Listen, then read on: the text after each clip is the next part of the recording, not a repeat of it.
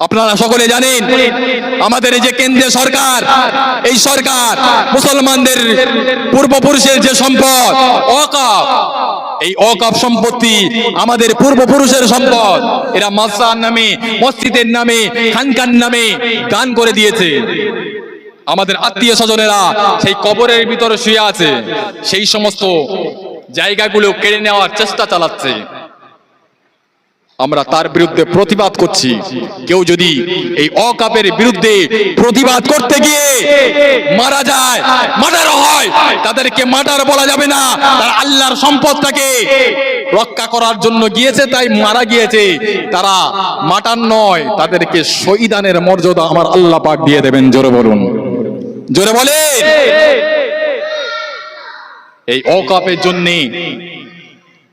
এই বাংলার জমিনে অনেক নেতা নেত্রী আছে, কথা বলছে।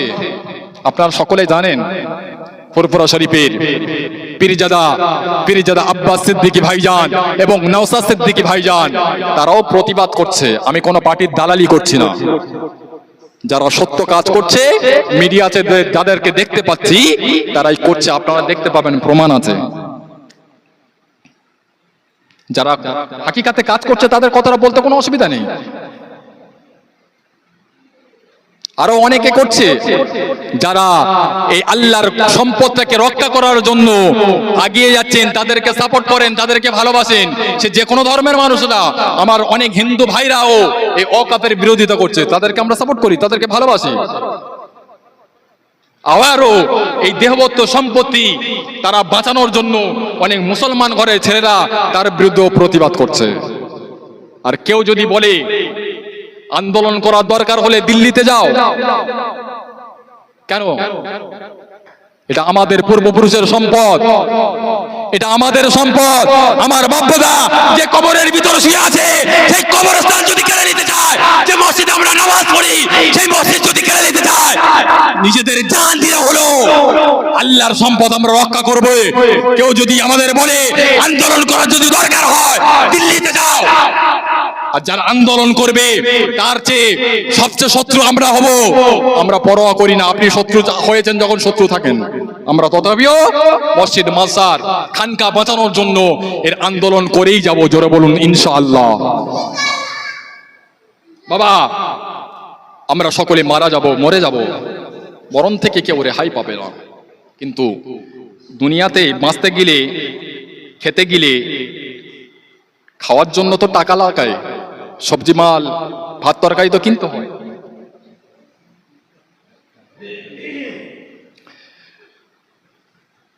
পৃথিবীর জমিনে বাঁচতে গেলে অর্থের প্রয়োজন আছে। আপনার গালে ভাতটা অটোমেটিক উঠবে না, তার জন্য বাজার করতে হয়, তার জন্য টাকা লাগে। আপনি খাওয়ার জন্য কত মেহনত করছেন, গাড়ি বাড়ি চড়ার জন্য কত কষ্ট করছেন, মেহনত করছেন। কবরে আপনি সুখে থাকবেন, জান্নাতের ভিতরে থাকবেন, দুনিয়াতে কিছু কাজ কাম করতে হবে না? হবে না? আল্লাহর হুকুম, রাসূলুল্লাহ সুন্নাত অনুযায়ী চলতে হবে না? হবে না? চলতেই হবে। কিয়ামতের ময়দানে, মাশারের ময়দানে, যেদিন কেউ কারো হবে না, যে নবীকে না ভালোবাসলে, যে নবীর সুন্নাতের উপরে না চললে, সেই নবী পাকের সুপারিশই পাওয়া যাবে না বাবা। কাল কিয়ামতের ময়দানে আমার আল্লাহ পাকের ৯৯টা নামের ভিতরে একটা নাম হবে ইয়া আল্লাহু ইয়া কাহার। কঠিন মেজাজ, আল্লাহ পাক কাউকে দেখবেন না। কাল কিয়ামতের ময়দানে শুধু মানুষ, জিন এবং ইনসানের বিচার হবে না। কাল কিয়ামতের ময়দানে গরু ছাগলদেরকেও আল্লাহ পাক বিচার করবেন।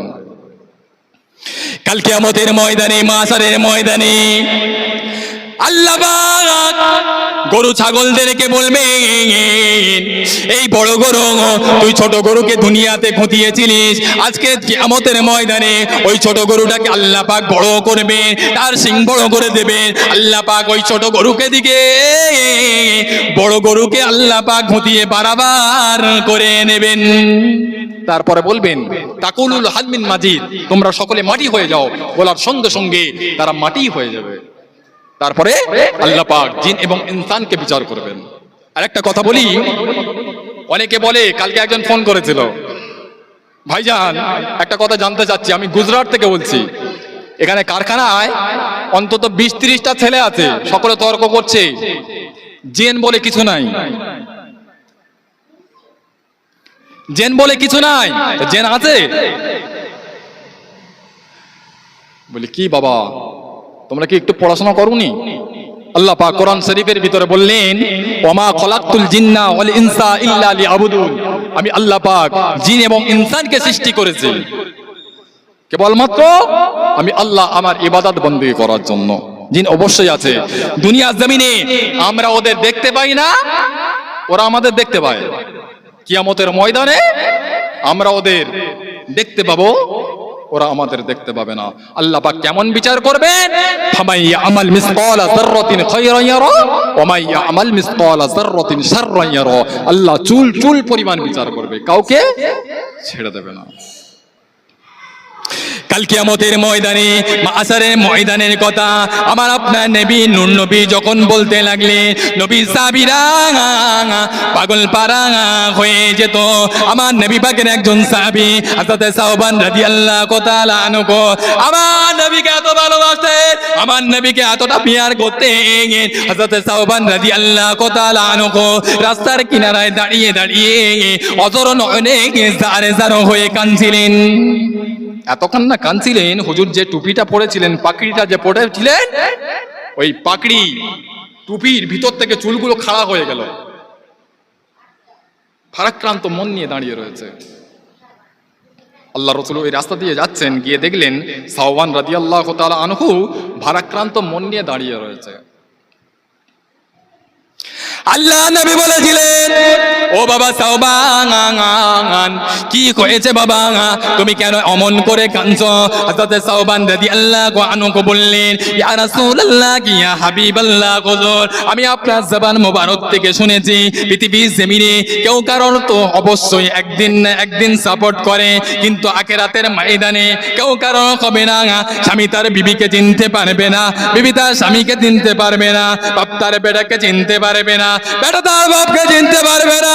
ইয়া রাসূলুল্লাহ, ইয়া হাবিবাল্লাহ, পৃথিবীর জমিনে আমি সাওবান যদি আপনাকে 5টা মিনিট না দেখতে পাই, আমি সাওবানের অন্তরের ভিতরে একটা জ্বালা শুরু হয়ে যায়, একটা যন্ত্রণা শুরু হয়ে যায়। ওই জ্বালা যন্ত্রণাটা পৃথিবীর কোনো বস্তু দিয়ে নিবারণ করা যায় না, কেবলমাত্র শুধুমাত্র আপনার চাঁদ মুখখানা দেখার জ্বালা।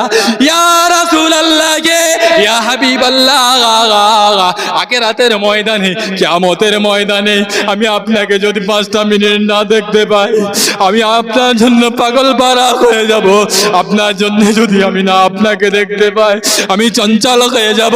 ইয়া রাসূলুল্লাহ, ইয়া হাবিবাল্লাহ, কোথায় গেলে আপনাকে দেখতে পাবো, কোথায় গেলে আপনার সাক্ষাৎ হবে, এই না কথা মনে করে আমি সাওবানের অন্তরটা চৌচির হয়ে যায়। ইয়া রাসূলুল্লাহ, হাবিবাল্লাহ, কোথায় গেলে আপনাকে দেখতে পাবো, এই না কথা মনে করে আমি সাওবানের অন্তরটা পুড়ে চৌচির হয়ে যায়। আল্লাহ নবী বলেছিলেন, ও বাবা সাওবান, কেঁদো না বাবা, রোনাজারি করো না বাবা, আমি রাসূলুল্লাহ জানিয়ে দিলাম পৃথিবীর জমিনে তুমি যেমন আমি রাসূলুল্লাহকে ভালোবাসো, আমি রাসূলুল্লাহকে মহব্বত করো, আমি রাসূলুল্লাহকে যখন পিয়ার করো, আমাকে যেমন এত পিয়ার করো, ভালোবাসো, মহব্বত করো, কিয়ামতের ময়দানে, মাশারের ময়দানে আমি রাসূলুল্লাহ জান্নাতের ভিতরে যেখানে থাকবো, আমি রাসূলুল্লাহ জানিয়ে দিলাম তুমিও আমি রাসূলুল্লাহ আমার পাশাপাশি জায়গাতে থেকে যাবে। জোরে বলুন সুবহান, আর একটু জোরে বলুন সুবহানাল্লাহ। দরুদ শরীফ আল্লাহুম্মা।